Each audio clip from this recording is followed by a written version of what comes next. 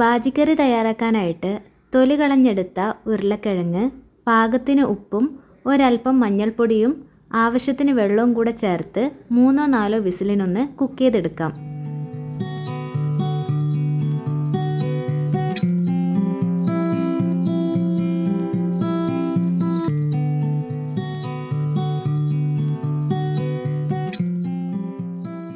ചീനച്ചട്ടി ചൂടായി വരുമ്പം വെളിച്ചെണ്ണ ചേർത്ത് കടുക് പൊട്ടിച്ചെടുക്കാം.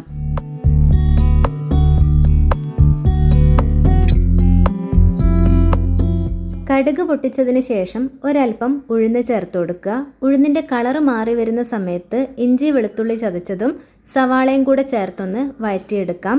സവാള സോഫ്റ്റ് ആവുന്ന സമയത്ത് പച്ചമുളക്, കറിവേപ്പില, മല്ലിയില ഇത്രയും കൂടെ ചേർത്തൊന്ന് വഴറ്റിയിട്ട് കുക്ക് ചെയ്ത് വെച്ചിരിക്കുന്ന ഉരുളക്കിഴങ്ങും കൂടെ ചേർത്ത് കൊടുക്കാം.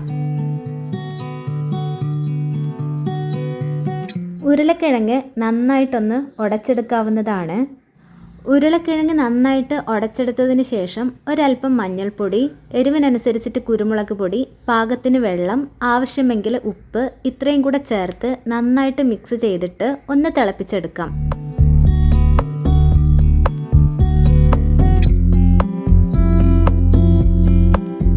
നന്നായിട്ട് തിള വന്നു. നമ്മുടെ ബാജിക്കറി ഇവിടെ റെഡി ആയിട്ടുണ്ട്. ഇനി നമുക്ക് ഫ്ലെയിം ഓഫ് ചെയ്യാം.